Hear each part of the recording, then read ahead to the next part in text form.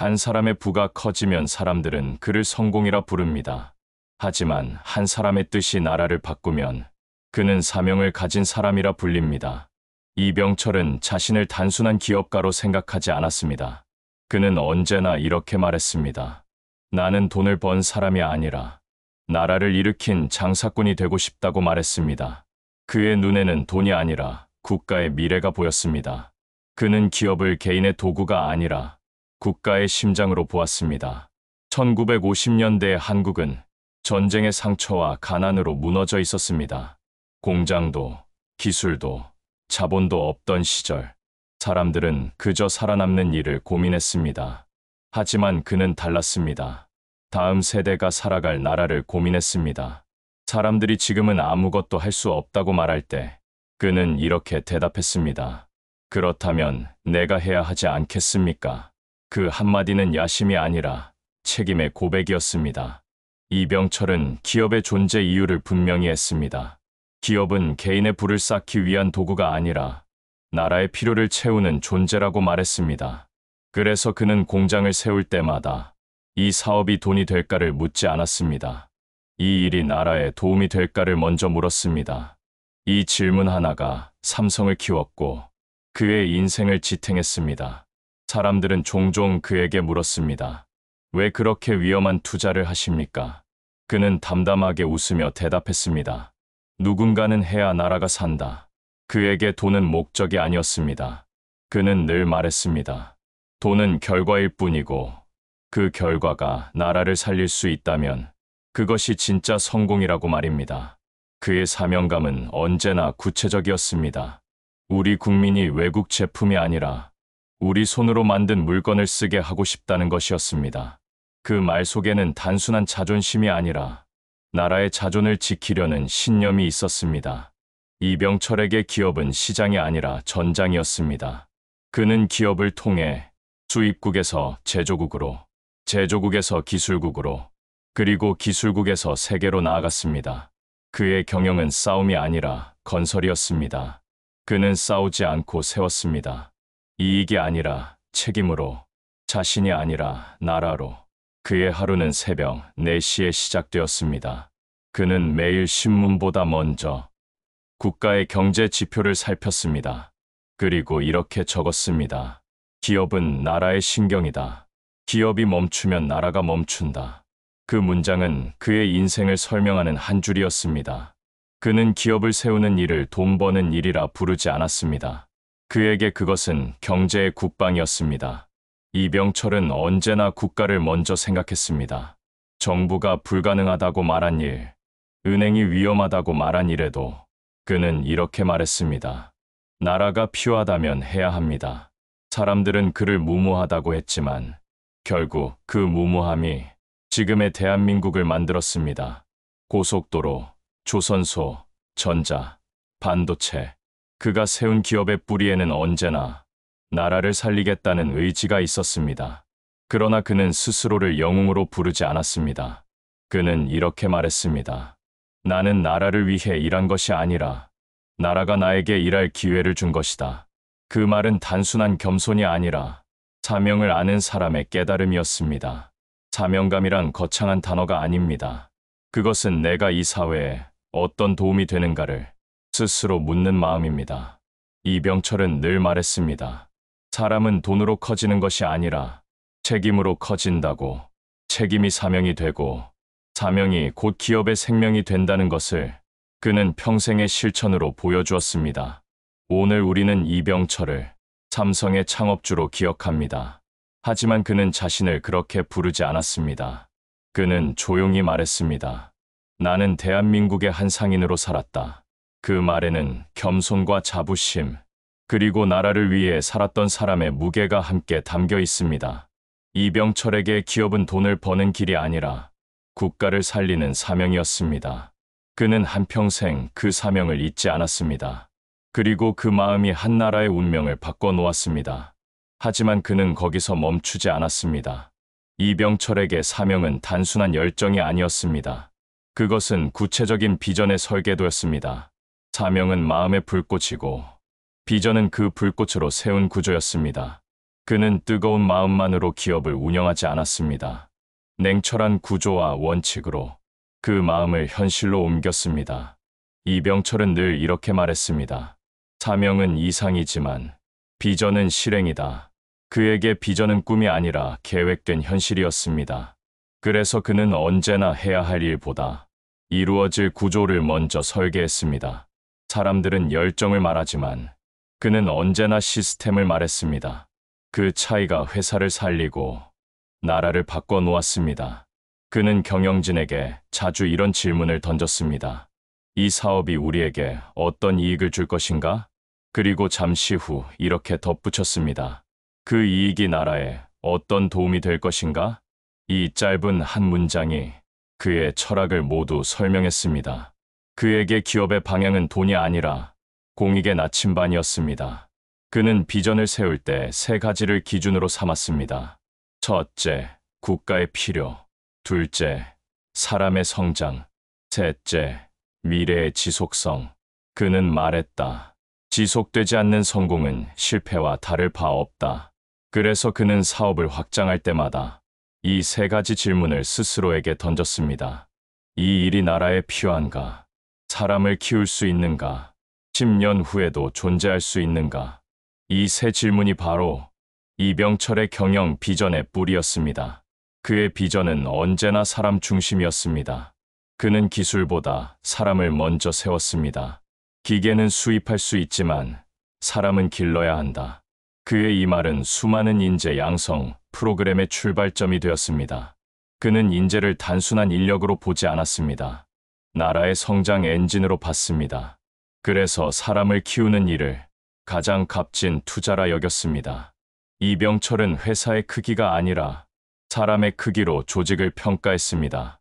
그는 이렇게 말했습니다. 큰 기업이 강한 것이 아니라 큰 사람이 있는 기업이 강하다. 그래서 그는 매년 신입사원을 뽑을 때 성적보다 태도를 보았습니다. 배우려는 마음, 책임을 지려는 태도, 그 두 가지를 기업의 미래로 봤습니다. 그는 말했습니다. 머리로 일하는 사람은 많지만 마음으로 일하는 사람은 드물다. 그 마음이 모여야 비전이 완성된다고 믿었습니다. 그의 비전은 숫자가 아니라 방향이었습니다. 이익이 아무리 커도 방향이 틀리면 그건 성공이 아니라 착각이라 했습니다. 그는 기업의 목표를 이윤이 아닌 의미에 두었습니다. 그래서 그는 경영진에게 종종 이렇게 말했습니다. 이익은 기업의 호흡이지만 비전은 기업의 심장이다. 호흡은 하루를 살리지만 심장은 생명을 이어갑니다. 그의 비전은 바로 그 심장이었습니다. 이병철은 늘 먼 미래를 상상했습니다. 그는 말했다. 나는 다음 세대가 자랑스러워할 회사를 남기고 싶다. 그는 단 한 번도 당대의 평가에 연연하지 않았습니다. 사람들이 그를 비난해도 그는 자신의 길을 바꾸지 않았습니다. 그는 결과보다 과정을 더 중요하게 여겼습니다. 비전은 언제나 과정의 끝에 완성된다고 믿었기 때문입니다. 그래서 그는 빠른 성장보다 지속 가능한 성장을 추구했습니다. 그는 기업의 목적을 이렇게 정의했습니다. 기업은 사람에게 일할 기회를 주고 국가에 세금을 내며 미래의 희망을 남겨야 한다. 그 말 속에는 단순한 경영 철학이 아니라 국가를 향한 책임이 담겨 있었습니다. 그에게 비전은 기업의 장식이 아니라 도덕의 방향이었습니다. 어느 날 젊은 간부가 물었습니다. 회장님, 비전이란 결국 무엇입니까? 그는 이렇게 대답했습니다. 비전이란 내가 없을 때도 이 회사가 제 방향으로 가는 것이다. 그 한마디는 자신 없는 자리에서도 흔들리지 않는 구조를 뜻했습니다. 그가 세운 비전은 사람을 중심으로, 원칙을 기둥으로 나라를 향해 서 있었습니다. 그는 세월이 흘러도 자신을 바꾸지 않았습니다. 사람들이 경제의 이익을 이야기할 때 그는 여전히 사명과 비전을 이야기했습니다. 그는 말했다. 돈은 잠시 나라를 살리지만 비전은 세대를 살린다. 그는 단순한 경영자가 아니라 미래를 설계한 철학자였습니다. 이병철이 남긴 가장 큰 유산은 건물도 기술도 아닙니다. 그것은 바로 생각의 방향이었습니다. 그 방향은 지금도 한국 기업의 뼈대 속에 흐르고 있습니다. 그가 세운 비전은 단 한 사람의 기업을 넘어서 한 나라의 성장 방식을 바꾸어 놓았습니다. 이제 우리는 다시 물어야 합니다. 우리가 일하는 이유가 돈이라면 그 끝은 어디일까요? 하지만 우리가 일하는 이유가 사명과 비전이라면 그 길은 세대를 넘어갑니다. 이병철은 그 길의 시작에 서 있었습니다. 그리고 지금도 그가 남긴 철학은 이렇게 말합니다. 기업이 커질수록 나라를 생각하라. 그때 비로소 진짜 리더가 된다. 하지만 이병철은 여기서 한 걸음 더 나아갔다. 그는 말했다. 비전은 종이에 적는 것이 아니라 사람 속에 새겨 넣는 것이다. 그에게 비전은 구호가 아니라 습관이었고 꿈이 아니라 행동이었다. 그래서 그는 늘 물었다. 우리가 말한 것을 실제로 하고 있는가? 그는 실행이 없는 비전을 가장 위험한 말로 보았다.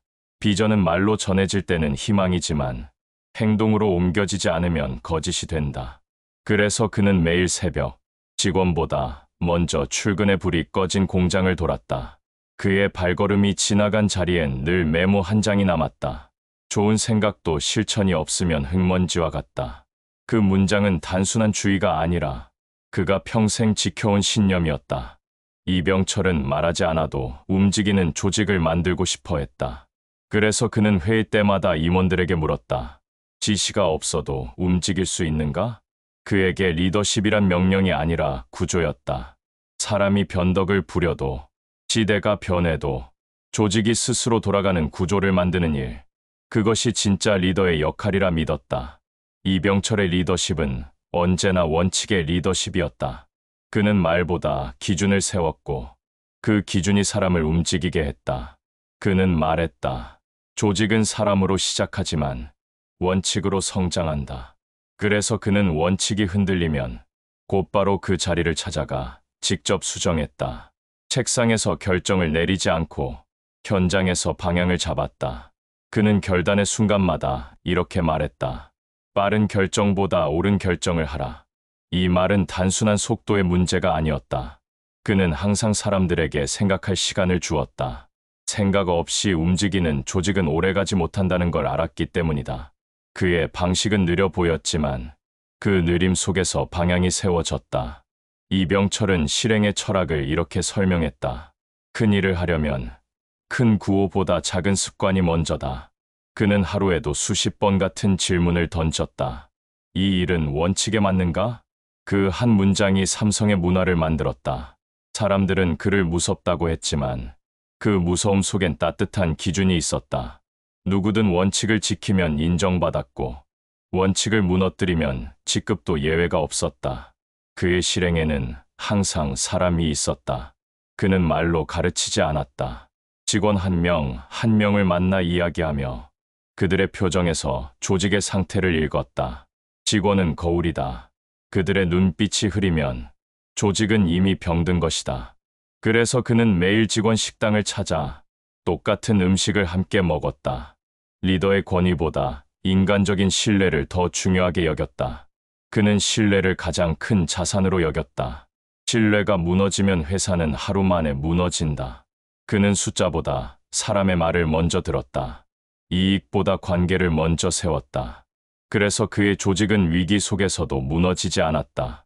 신뢰가 곧 방패였고 원칙이 곧 나침반이었다. 이병철은 항상 위기를 예측했다. 그는 말했다. 위기는 언제나 예고 없이 온다. 그러니 준비는 매일 해야 한다. 그래서 그는 위기를 두려워하지 않았다. 오히려 위기 속에서 조직의 진짜 얼굴을 보았다. 그는 위기 때마다 새로운 기준을 세웠고 그 기준이 회사를 한 단계 끌어올렸다. 그에게 위기는 파괴가 아니라 정화였다. 그는 자신이 떠나도 조직이 스스로 움직일 수 있어야 한다고 믿었다. 그래서 모든 시스템은 사람이 아닌 원칙 위에 세워졌다. 그는 이렇게 말했다. 리더는 사라져도 기준은 남아야 한다. 그때 그 조직은 살아있다. 그 한마디가 이병철 리더십의 결론이었다. 비전은 방향이고 실행은 그 길을 걷는 힘이다. 이병철은 그 두 가지를 분리하지 않았다. 그의 비전은 손끝에서 실행됐고 그의 실행은 철학으로 남았다. 그래서 사람들은 그의 회사를 산업이라 부르지 않고 한 시대의 정신이라 불렀다. 그의 리더십은 결국 한 문장으로 요약된다. 행동이 없는 철학은 공허하고 철학이 없는 행동은 위험하다. 그는 그 두 가지를 함께 세운 사람이다. 그래서 지금도 그의 기업은 그가 떠난 뒤에도 같은 방향으로 움직이고 있다. 그는 왜 돈이 아니라 사람을 남기려 했을까? 이병철은 생애 마지막까지 이렇게 말했다. 회사는 사람이 만든 것이고 사람이 사라지면 회사도 사라진다. 그에게 기업은 건물이 아니었다. 사람의 마음, 사람의 관계, 사람의 성장, 그것이 기업의 진짜 자산이었다. 그는 경영의 시작과 끝을 늘 사람으로 정리했다. 처음 사업을 시작할 때도 좋은 사람을 모으라는 말을 가장 먼저 남겼다. 기술보다 먼저 사람, 자본보다 먼저 신뢰를 세웠다. 그는 이렇게 말했다. 사람이 일을 하는 것이 아니라 사람이 회사를 만든다. 젊은 시절 그는 직원들을 자식처럼 아꼈다. 이익이 줄어들어도 직원 월급은 제일 먼저 챙겼다. 그는 이렇게 말했다. 직원이 배고프면 회사는 이미 병든 것이다. 그래서 그는 공장보다 식당을 먼저 지었다. 점심시간마다 직접 식당을 돌며 직원들과 밥을 나누며 이야기를 들었다. 그는 숫자가 아니라 표정으로 경영했다. 그에게 인재란 단순히 능력 있는 사람이 아니었다. 책임을 지는 사람이었다. 그는 말했다. 머리로 일하는 사람보다 마음으로 책임지는 사람이 더 오래 남는다. 그 말은 지금도 삼성의 인재 철학 속에 살아있다. 그는 사람을 가르칠 때 꾸짖지 않았다. 실수를 나무라기보다 그 실수를 통해 배운 점을 먼저 물었다. 이번 일에서 자네가 얻은 교훈은 무엇인가? 그 한마디가 직원의 태도를 바꾸었다. 그는 실수한 사람을 밀어내지 않았다. 기회를 다시 주는 사람이 진짜 리더라 믿었기 때문이다. 그는 실패를 꾸짖는 대신 그 실패를 이기는 법을 가르쳤다. 그는 말년에 이렇게 회상했다. 사람은 자산이 아니라 생명이다. 자산은 사라지지만 생명은 세대를 잇는다. 그래서 그는 후계자에게도 돈이나 권력을 물려주지 않았다. 대신 생각하는 법, 사람을 대하는 태도, 조직을 바라보는 기준을 물려주었다. 그의 진짜 유산은 철학이었다. 그는 회사가 커질수록 가장 경계해야 할 것은 교만이라 했다. 회사가 커질수록 사람의 목소리가 작아진다. 그때 리더가 귀를 열지 않으면 회사는 방향을 잃는다. 그래서 그는 마지막까지 듣는 리더로 남았다. 회의보다 현장을 더 자주 찾았고 수치보다 사람의 이야기를 더 오래 들었다. 이병철은 모든 경영의 근원을 인간의 본성에서 찾았다. 그는 이렇게 말했다. 기업은 사람을 닮는다. 사람이 정직하면 회사도 정직해지고 사람이 게을러지면 회사도 늙는다. 그 말은 단순한 경영 철학이 아니라 삶 전체에 대한 통찰이었다.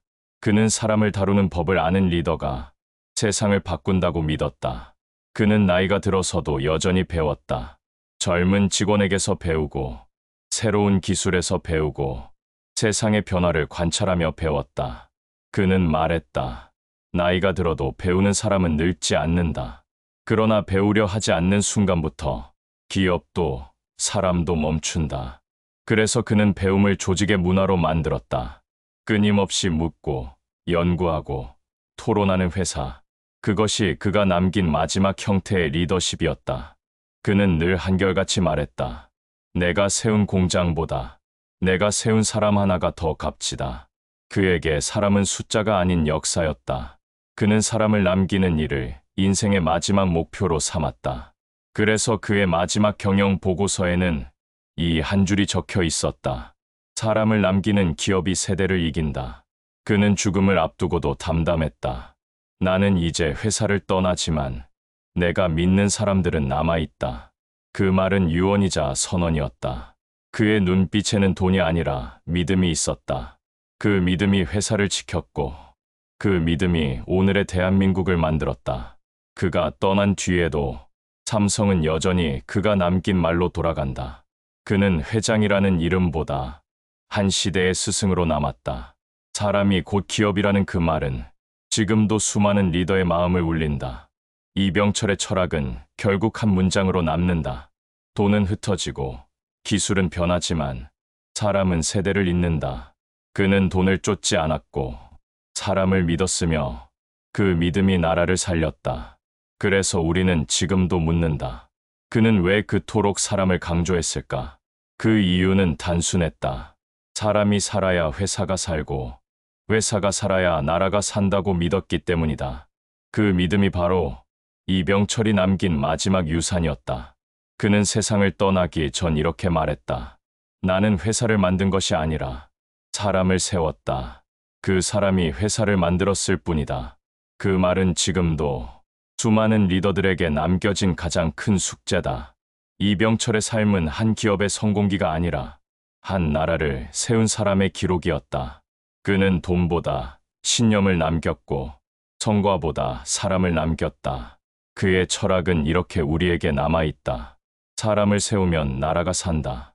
그것이 이병철이 평생 걸어온 길의 결론이었다.